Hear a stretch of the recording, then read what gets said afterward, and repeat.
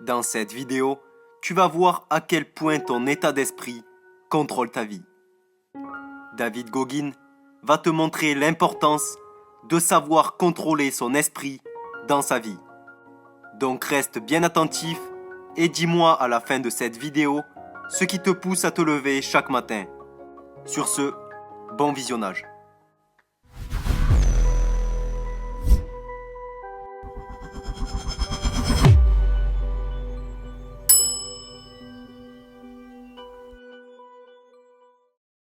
Ton esprit choisira toujours le chemin avec le moins de résistance.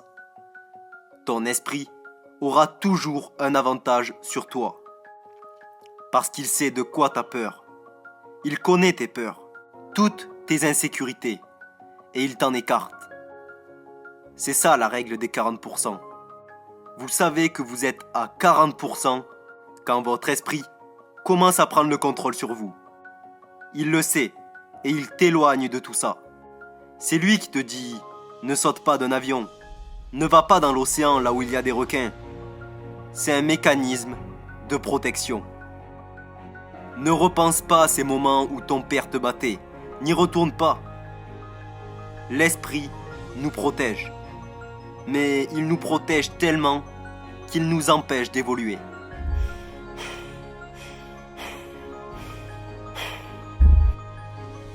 Donc le cerveau est quelque chose d'incroyable.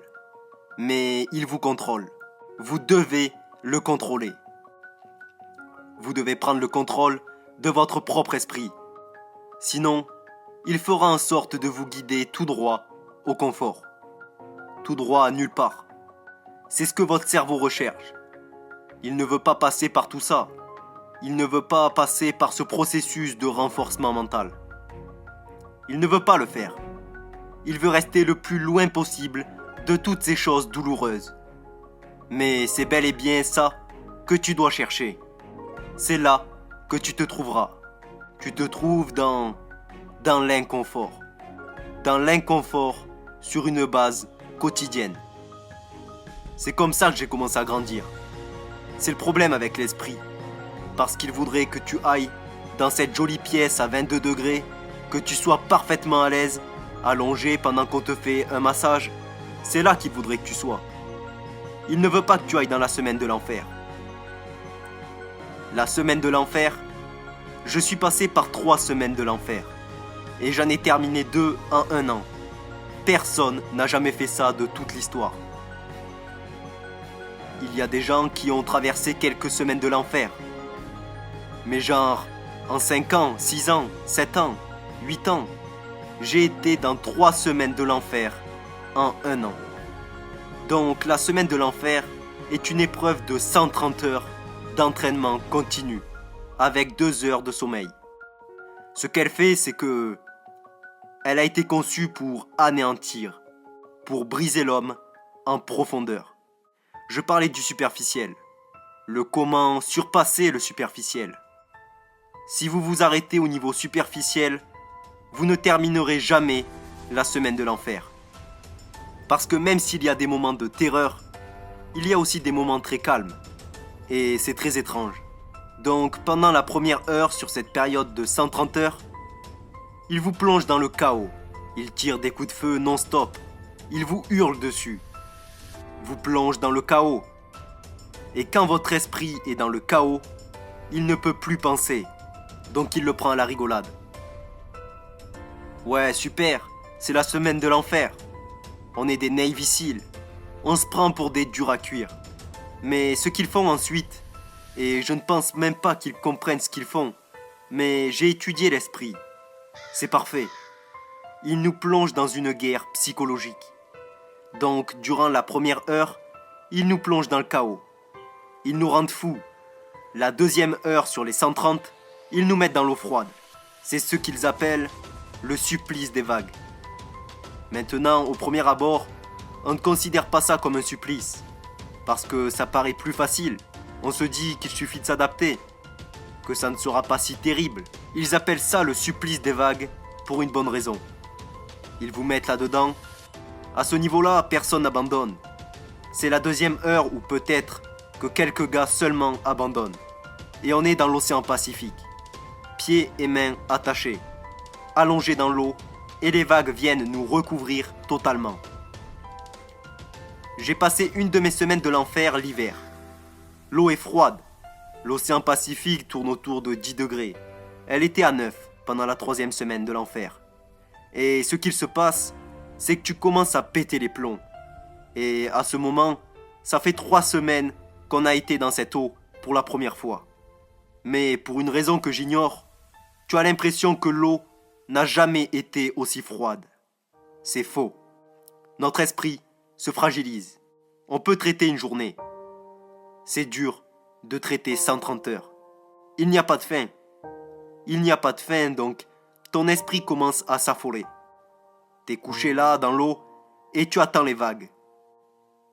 Et tu es gelé. Ton esprit devient complètement fou. Car tu réalises qu'il te reste 129 heures. Tu ne peux pas rentrer chez toi. Tu te fais hurler dessus. T'es congelé. Donc tu paniques. Tu penses à abandonner. Et ce que j'ai réalisé à propos de ces gens qui ont réussi et qui se trouvaient là à ce moment, c'est qu'ils n'ont pas laissé leur esprit penser à ces 129 heures, mais seulement à la première heure. C'est ce genre de contrôle que nous n'arrivons pas à exercer sur notre esprit. Tu ne peux pas penser à tout le processus, parce que ça va te rendre tellement démentiellement fou. C'est impossible. C'est inhumain ce que je suis sur le point de vivre. Tu dois être capable de décomposer toutes ces choses monstrueuses et tellement douloureuses qui t'attendent à l'échelle moléculaire. Parce que ça, ton cerveau peut le gérer. Notre cerveau peut gérer des heures et des heures et des heures de souffrance. Mais il ne peut pas gérer genre, je suis dans l'océan Pacifique, je suis complètement gelé et ce n'est que la première heure. Ne pensez pas à ce qu'il reste. C'est ce que j'ai appris avec la semaine de l'enfer. C'est ce que j'ai appris du fait d'être dans ces 3 semaines de l'enfer. C'est ce que j'ai appris dans le militaire. Je suis allé à la Ranger School. Je suis allé dans plusieurs unités spéciales pour apprendre ces choses. Pour apprendre comment l'esprit fonctionne. Je parlais des théoriciens, mais là je parle des praticiens.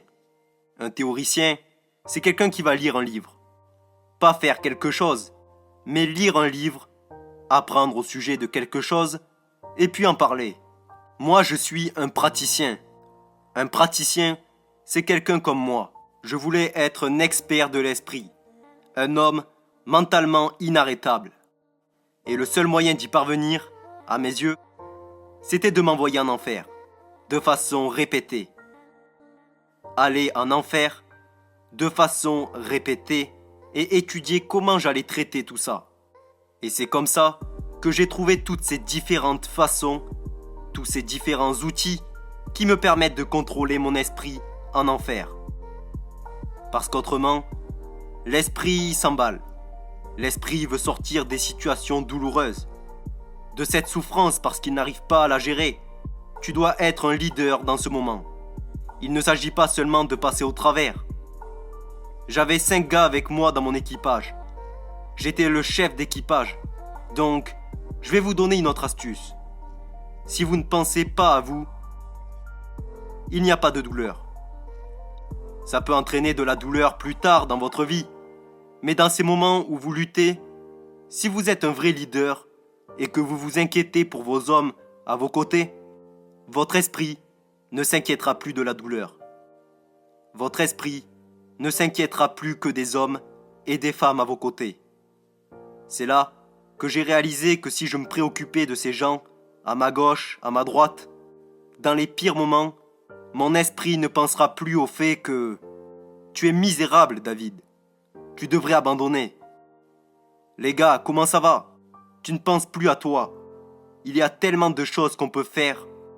Et c'est là que le corps se transforme littéralement en une machine. Mais ton esprit doit être capable de traiter toutes ces différentes tactiques, adopter un point différent de la vie. Quand vous êtes en enfer, vous ne voyez pas la beauté que ça représente d'y être. Quand tu es en enfer, monte au sommet de la montagne dans ton esprit. Va au sommet de la montagne et observe ce que tu es en train de faire depuis là-haut. Tu vas voir un monde complètement différent. Un monde magnifique, mais tu dois sortir de ta propre tête et adopter ce nouveau point de vue dans cet enfer. Ne sois pas là-dedans. Sors de là spirituellement et observe la scène par ton âme. Observe ce que tu fais et tu seras fasciné par le processus par lequel tu passes en ce moment. L'esprit est l'arme la plus puissante de la planète. Mais le problème, c'est qu'il peut te guider au confort. Donc tu dois faire attention à ça. Ne te laisse pas tromper par ton esprit. Des fois, il va te dire « Reste au lit aujourd'hui, tu le mérites. » Tu ne le mérites pas. Donc il y a un certain contraste mental qui a tendance à vous faire pencher du côté du confort. Il va vous dire « Tu as travaillé si dur. Tu n'as même pas assez travaillé. » Les gens pensent que nous grandissons avec l'âge. Non, c'est faux. Nous devons faire face à nos peurs pour pouvoir grandir. Ce qui est drôle à propos de ça, c'est qu'à l'autre bout de la souffrance, j'appelle ça la souffrance, appelez ça comme vous le voulez, se trouve un monde que beaucoup de gens n'ont jamais visité. Parce qu'il faut aller au cœur de la souffrance pour le visiter. Nous voulons rester ici à cette place confortable. Une fois que tu es poussé dans ces lieux extrêmes, c'est comme un tout nouvel univers. En fait, ça a toujours été là. Mais pour le trouver, tu dois traverser toute cette merde et cette montagne de souffrance. Et réaliser, oh mon Dieu, mais derrière toute cette merde, il y a un univers complètement différent dans mon esprit. Quel est le meilleur conseil que tu as reçu? Je n'ai jamais reçu de conseil. C'est ce que les gens doivent comprendre en grandissant. Je n'ai jamais reçu le moindre conseil. Ma famille connaissait un tel tourment que les meilleurs conseils que j'ai pu recevoir venaient tous de moi-même. C'est pour ça que j'ai dû m'étudier constamment. Et c'est une bonne chose, car en réalité, tout ce dont vous avez besoin est en vous-même. Donc c'est comme ça que j'ai appris et grandi. J'ai été béni de ne jamais avoir été aidé. C'est comme ça que j'ai commencé ma vie. J'ai regardé ma vie de sorte à ce que j'ai réussi à trouver tellement de force dans la négativité, j'ai réussi à la retourner sur elle-même, plutôt que de me laisser consumer par elle et me demander pourquoi moi. À la place, j'ai su reconnaître que Dieu m'avait placé sur cet ultime terrain d'entraînement, qui m'a permis de m'étudier moi-même et de devenir le scientifique de mon propre esprit. Nous construisons une fausse réalité dans notre esprit. La fausse réalité est une chose qui ne te fera jamais mal. La vraie réalité est une chose qui peut t'aider à te corriger. Chaque jour,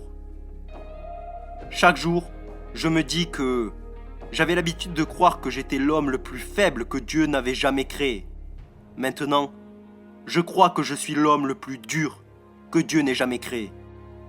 Je m'en fous de savoir si c'est vrai ou pas. Mais pour moi, la chose la plus importante, c'est la chose qui me pousse tous les jours. C'est la chose qui me permet de continuer chaque jour. Je dois constamment être cet homme que j'ai toujours cherché à devenir. Dis-moi en commentaire, quelle est la chose qui te pousse tous les jours à avancer? Et n'hésite pas à liker la vidéo pour soutenir la chaîne, ça fait plaisir. N'oublie pas que les gagnants trouvent des moyens, les perdants trouvent des excuses. Restez motivés.